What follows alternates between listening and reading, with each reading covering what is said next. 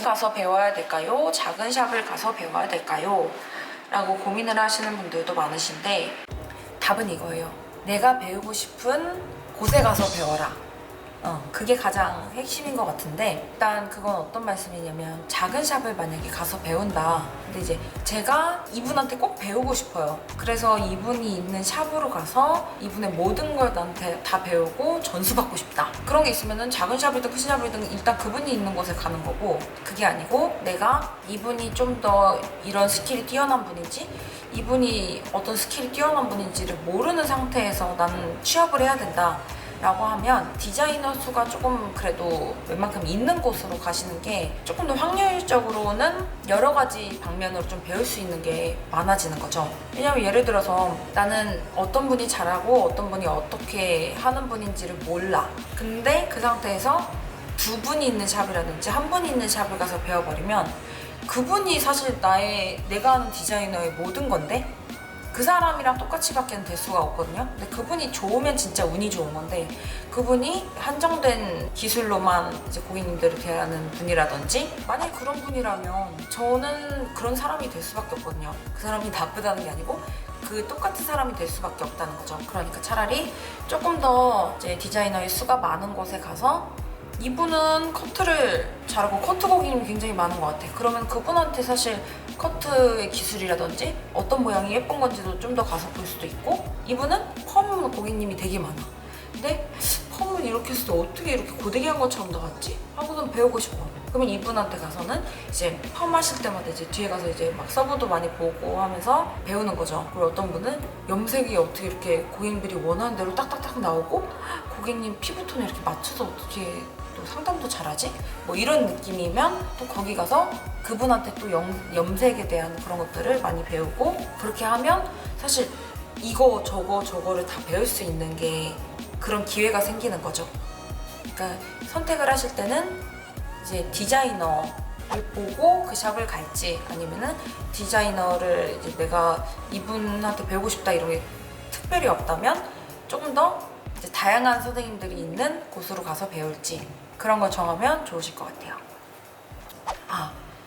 저는 늦게 시작을 했는데 이 길이 맞는 걸까요? 라고 궁금해 하시는 분들도 많으시더라고요. 고민을 하시는 분들도 많으신데, 사실 늦게라는 게 뭐 20대 후반일 수도 있고, 아니면은 30대 후반일 수도 있고, 40대 후반, 뭐 50대 분이실 수도 있는 거고, 다 이렇게 다르시잖아요. 근데 확실한 건 기술은 날 버리지 않아요. 기술이라는 게 있으면 어딜 가든 사실 먹고 살 수 있는 건 진짜 확실한 것 같거든요.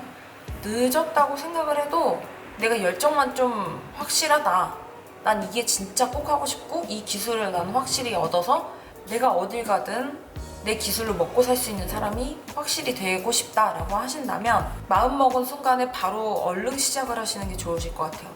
그 대신 나는 미용에 그렇게까지는 관심이 없는데 나중에 이제 직업적으로 봤을 때는 나중에 나한테 도움이 되지 않을까? 라고 해서 시작을 하게 되면 포기가 좀 빠르게 되실 거예요. 왜 그러냐면, 미용을 처음 시작하시다 보면 뭐 안 그러신 분들도 간혹 있으셨겠지만 대부분은 너무 더럽고 치사한 일들이 많고 별의별 일이 다 있는데, 얘네를 난 그래도 미용이 좋으니까 난 그래도 할래 라고 해서 이제 존버를 하는 분들이 계시고, 그게 아니라 아니 나 지금 당장에는 사실 이렇게까지는 안 해도 되는데 내가 나중을 위해서 지금 이걸 버텨야 될까? 라고만 생각이 드신다면 사실 포기하게 될 수밖에 없거든요. 확실하시다면 얼른 시작하시고, 확실한 마음이 들지 않으시다면 시작하지 마세요. 그게 좋은 방법인 것 같습니다. 그리고 그런 것도 좀 많이 궁금해 하시더라고요. 나는 어떤 샵을 선택을 해야 될까? 그러니까 큰 샵, 작은 샵 이런 느낌보다는 나를 잘 키워줄 수 있는 그런 샵은 어디일까? 그리고 어떤 곳에 그러니까 어떤 곳에 이력서를 내고 취업을 할지, 이런 거를 궁금해 하시는데, 일단 면접을 보시잖아요. 면접을 보실 때 단계별로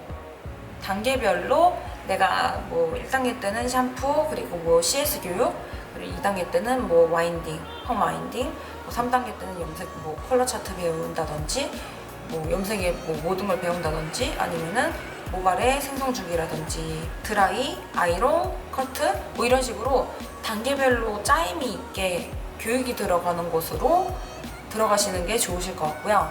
내가 언제까지 교육을 받고 어떻게 해야 해서 뭐 시험을 통과해야 디자이너가 되는지 이런 뭐 예를 들면 2년, 3년, 4년, 5년 이런 것들이 확실히 좀 정해져 있는 곳으로 가시는 게 전 좋을 것 같아요.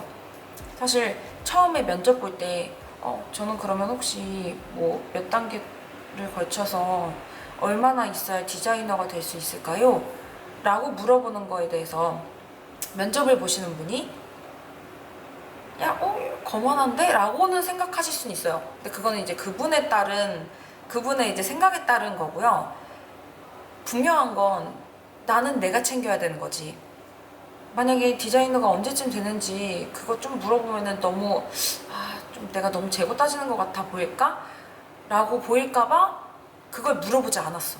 근데 말도 안 되게 나는 2년 반 정도, 3년 정도를 인턴 생활을 생각하고 들어갔는데 4년, 5년이 돼도 그거에 대한 얘기가 없고 나는 계속 뭔가 뒤처지는 느낌만 들고 슬럼프에 빠지고 디자이너가 되지 않는다 라고 하면 개인적인 기술의 뭐 문제도 당연히 있을 수는 있지만 그거에 대해서 그래도 확실히 이 샵을 믿고 들어갈 수 있는 이유가 될 수 있다는 거죠. 그러니까 그런 거는 꼭 한번 물어보시고 면접 때 그렇게 하고 들어가시는 게 맞는 것 같아요.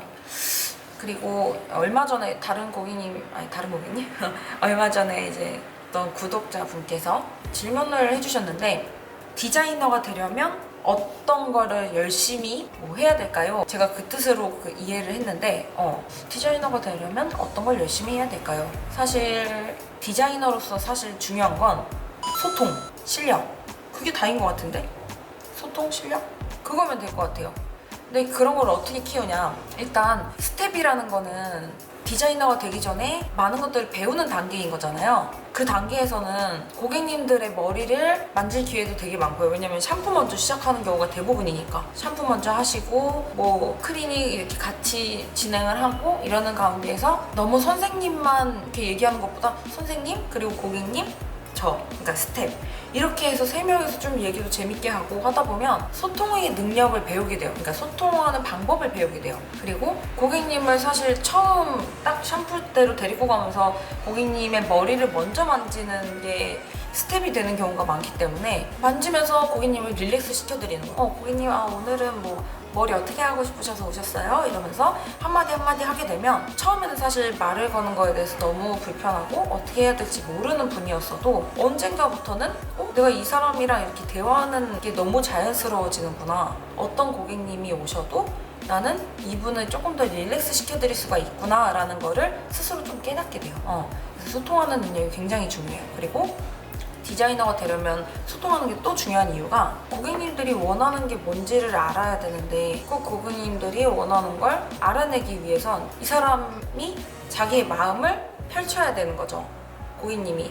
근데 고객님이 마음을 펼치기 위해서는 고객님이 어떻게 하시게요? 만약에 이렇게 얘기를 해버리면 고객님이 뭐 낯을 좀 가리시는 분일 수도 있고 아니면은 전에 다른 곳에 가서 되게 머리가 너무 불편해서 오신 거일 수도 있고 하기 때문에 그렇게 딱 얘기하면 사실 바로 전 여기가 불편하고 여기가 불편하고 이렇게 해서 이렇게 해서 이렇게 했으면 좋겠어요 라고 말씀하시는 분들도 있겠지만 그게 아니라 그냥 알아서 해주세요 이러고 가만히 계실 수도 있는 거거든요. 왜냐면은 이 사람이 별로 나에 대해서 알고 싶어 하지 않는구나 하고 그냥 이번 미용실도 포기다 하고선 앉아 계시는 분이 있을 수도 있는 거기 때문에 그분은 제 고객님이 될 수가 없는 거거든요. 그러니까 이 고객님의 마음을 어루만질 수 있고 나에게 조금이라도 더 원하는 스타일이라든지 난 이렇게 됐으면 좋겠다라는 거라든지 그런 거 말할 수 있게끔 마음을 열 수 있게 만드는 그런 소통의 능력이 필요하다라고 보시면 되시고, 그리고 실력을 쌓는 거는 사실 저는 디자이너 당연히 기본이라고 생각을 하는데 디자이너가 되기 전에 나는 교육 듣는 것만으로는 사실